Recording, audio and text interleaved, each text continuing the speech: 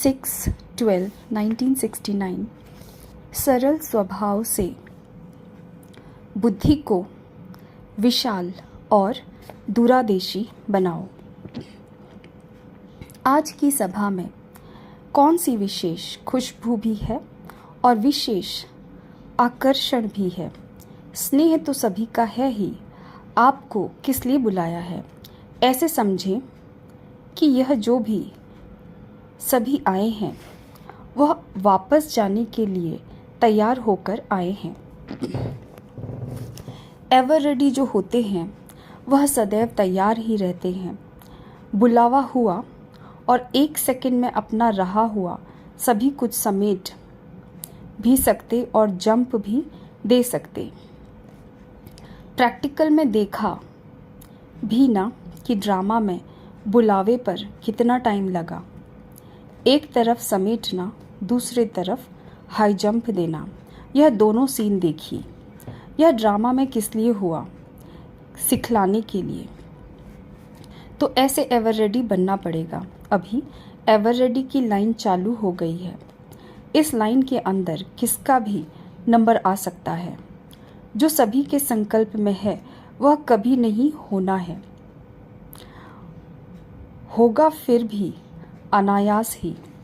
यह ब्राह्मण कुल की रीति रस्म चालू हो चुकी है। यह रीति रस्म भी ड्रामा में क्यों बनी हुई है उसका भी बहुत गुप्त रहस्य है। तो ऐसा पुरुषार्थ पहले से ही कर लो जो फौरन समेट भी सको और जंप भी दे सको। समेटने की शक्ति किस में हो सकती है? जो सरल स्वभाव वाले होंगे उनमें समेटने की शक्ति सहज आ सकती है। जो सरल स्वभाव वाला होगा वह सभी का सहयोगी भी होगा। जो सभी का स्नेही होता है उसको सभी द्वारा सहयोग प्राप्त होता है। इसलिए सभी बातों का सामना करना वह समेटना सहज ही कर सकता है। और जितना सरल स्वभाव वाले होंगे उतना माया कम सामना करेगी। वह सभी को प्रिय लगता है। सरल स्वभाव वाले का व्यर्थ संकल्प कभी नहीं चलता। समय व्यर्थ नहीं जाता। व्यर्थ संकल्प न चलने के कारण उनकी बुद्धि विशाल और दूरादेशी रहती है। इसलिए उनके आगे कोई भी समस्या सामना नहीं कर सकती। जितनी सरलता होगी उतनी स्वच्छता भी होगी। स्वच्छता सभी को अपने तरफ आकर्षित करती है। स्वच्छता अर्थात सच्चाई और सफाई। सच्चाई और सफाई तब होगी जब अपने स्वभाव को सरल बनाएंगे। सरल स्वभाव वाला बहुरूपी भी बन सकता है। कोमल चीज को जैसे भी रूप में लाओ आ सकती है। तो अब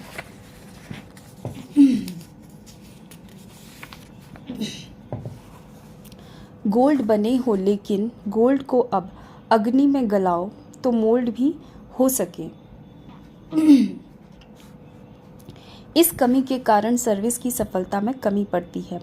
अपने को कैसे मोल्ड करे इसके लिए भट्टी में आए हो। एक है मोड़ने की शक्ति और दूसरी है ब्रेक लगाने की शक्ति। मोड़ना भी है तो कितने समय में। भले मोड़ना आता भी है लेकिन कहाँ कहाँ समय बहुत लग जाता है।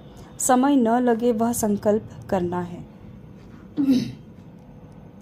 संकल्प किया और सिद्ध हुआ। भट्टी से ऐसा बनकर के निकलना है जो हर संकल्प हर शब्द सिद्ध हो। वह लोग रिद्धि सिद्धि प्राप्त करते हैं, लेकिन यहाँ योग की रिद्धि सिद्धि है। याद की रिद्धि सिद्धि क्या होती है वह सीखना है। जो सिद्धि को प्राप्त होते हैं उनके संकल्प शब्द और हर कर्म सिद्ध होता है। एक संकल्प भी व्यर्थ नहीं उठेगा। संकल्प वह उठेंगे जो सिद्ध होंगे। सर्विस एबल उसको कहा जाता है जिसका एक भी संकल्प बिना सिद्धि के न जाए, अथवा ऐसा कोई संकल्प न उठना चाहिए जो सिद्ध होने वाला न हो। आपके एक एक संकल्प की वैल्यू है, लेकिन जब अपनी वैल्यू को खुद रखेंगे तब अनेक आत्माएं भी आप रत्नों की वैल्यू को परखेंगी।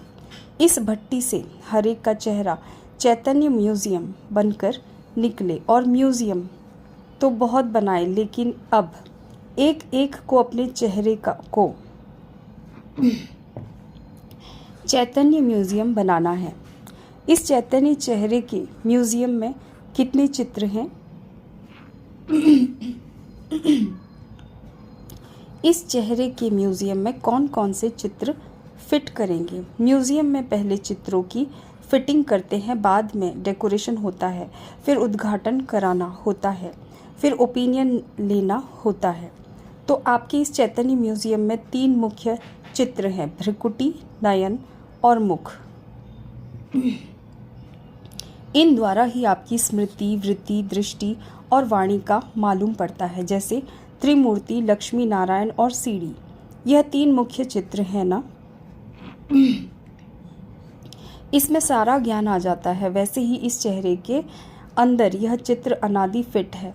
इनकी ऐसी डेकोरेशन हो जो दूर से यह चित्र अपने तरफ आकर्षण करे। आकर्षण होने के बिना रह नहीं सकेंगे। आप लोग म्यूजियम बनाते हो तो कोशिश करते हो ना कि चित्र ऐसे डेकोरेट हो जो दूर से आकर्षण करे, किसको बुलाना भी न पड़े। वैसे ही आप हर एक को अपना म्यूजियम ऐसा तैयार करना है जो कुछ सुना है उसको गहराई से सोचकर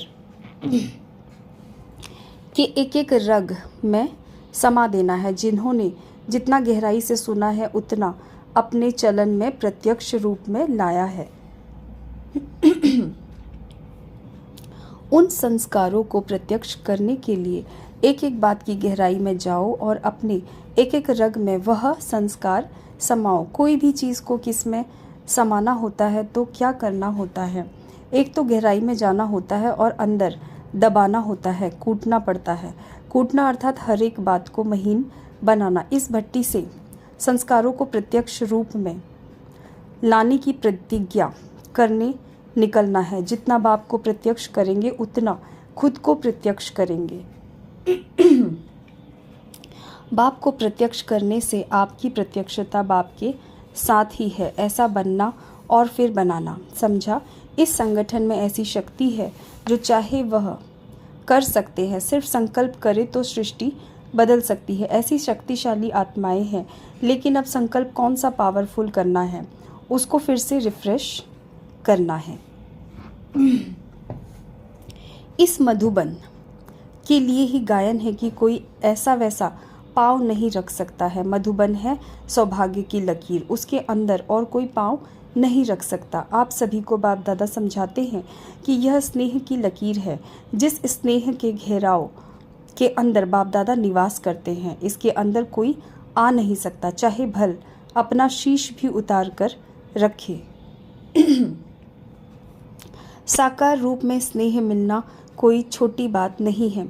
उसके लिए तो आगे चलकर जब रोना देखेंगे तब आप लोगों को उसकी वैल्यू का मालूम होगा। रो रो कर आपके चरणों में गिरेंगे। स्नेह की एक बूंद की प्यासी हो चरणों में गिरेंगे। आप लोगों के ने स्नेह के सागर को अपने में समाया है। वह एक बूंद के भी प्यासे रहेंगे। ऐसा सौभाग्य किसका हो सकता है? सर्व संबंधों का सुख रसना जो आप आत्माओं में भरी हुई है वह और कोई में नहीं हो सकती। तो ड्रामा में अपने इतने ऊंचे भाग्य को सदैव सामने रखना। सामने रखने से रिटर्न देना आप ही याद आएगा। अच्छा।